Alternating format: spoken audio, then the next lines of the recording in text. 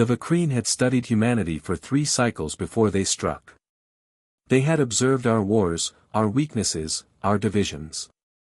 They had calculated that a species so quick to turn on itself would crumble under external pressure. They were wrong about many things, but their greatest miscalculation was believing that a human child was just a smaller, weaker version of an adult. Commander Rebecca Martinez hung from chains in the detention cell, her left index finger bent at an unnatural angle. Blood dripped from her split lip onto the cold metal floor. Behind her, pressed against the far wall, sat her daughter Emma, 8 years old, with her mother's steel-gray eyes and her father's stubborn jaw. The Vakreen interrogator, whose name translated roughly to "seeker of truth," circled the suspended woman with measured steps.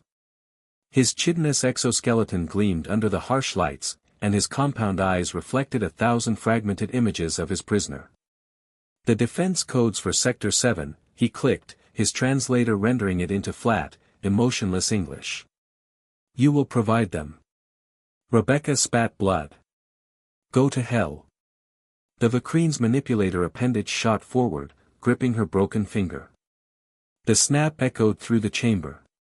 Rebecca screamed, not from pain, but from rage, from the primal fury of a mother trying to protect her child while helpless to do so.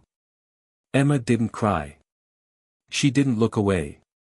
Her small hands clenched into fists as she watched the creature that had once seemed like a nightmare from a storybook. But nightmares were abstract, formless. This thing had a face. It had movements. Patterns. It had weaknesses. And Emma was memorizing every single one.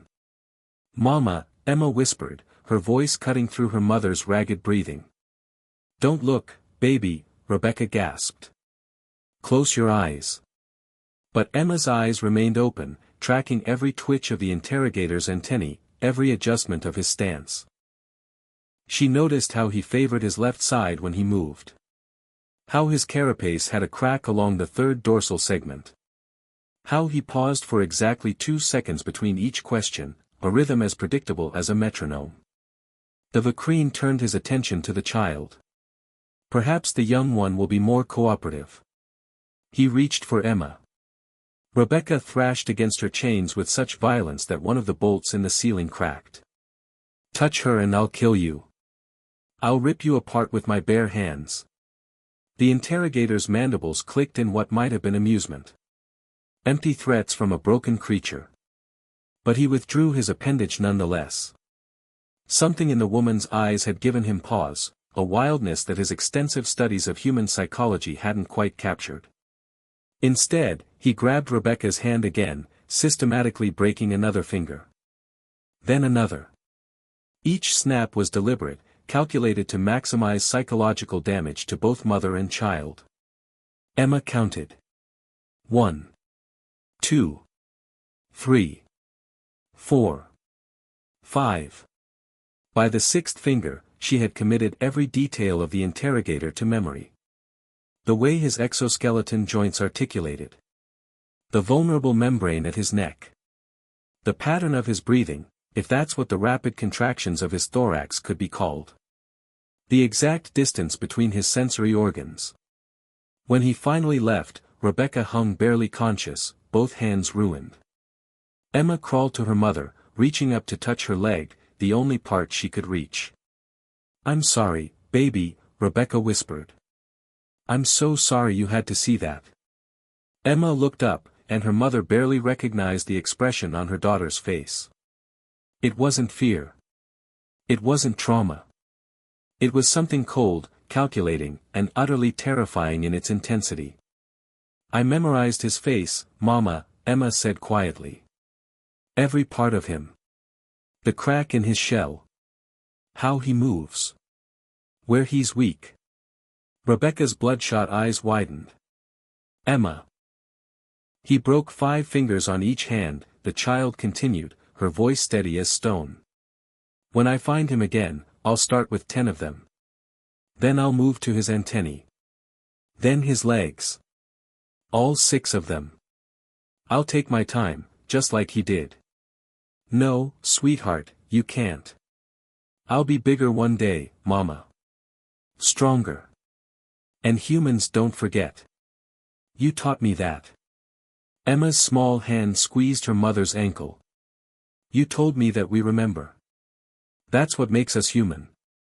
We remember who hurt us. We remember who hurt the people we love. Rebecca wanted to tell her daughter that revenge wouldn't heal these wounds, that hatred would poison her soul. But looking into those gray eyes, eyes that had aged decades in a single hour, she recognized something fundamental about her species that even she had forgotten. Humans were apex predators who had clawed their way to the top of the food chain on a death world. They hunted in packs. They tracked prey across continents and decades. And they never, ever forgot a grudge. The Vakreen had studied human weakness but had failed to account for human memory, human patience, and the terrifying love of a child who had watched her mother suffer. 3 months later, the human resistance broke through the detention facility. Emma had grown in that time, not just physically, but in ways that frightened the soldiers who found her. She had trained herself, prepared herself, obsessed over every detail of alien anatomy that she could extract from the facility's computers. When they found the interrogator in his quarters, Emma was the first through the door. "Hello," she said, and her voice was ice. "Remember me? I'm the cub who watched you break my mother's fingers." The Vakreen tried to run. But Emma had studied. She had learned. She had planned. And she kept her promise. Afterward, when the other soldiers found her, one of the hardened Marines vomited. Not from disgust at what she'd done, but from the methodical precision of it. The girl had turned 8 years of rage into a surgical strike of vengeance that would be whispered about in military academies for generations. Commander Martinez held her daughter, both of them scarred now in different ways. "Are you okay?" she asked. Emma looked at her hands, hands that had done terrible things but had avenged a mother's pain. "He studied us, Mama. He studied humanity. But he forgot the most important lesson." "What's that, baby?" "We're not dangerous because we're strong. We're dangerous because we remember. And we never stop caring about the people who hurt the ones we love." The Vakreen withdrew from human space within the year. Their intelligence reports were updated with a single notation that sent ripples through the galactic community: species classification revised. Humans are not individually formidable. They are collectively immortal. Their children remember. Their children prepare. Their children hunt. Avoid conflict at all costs.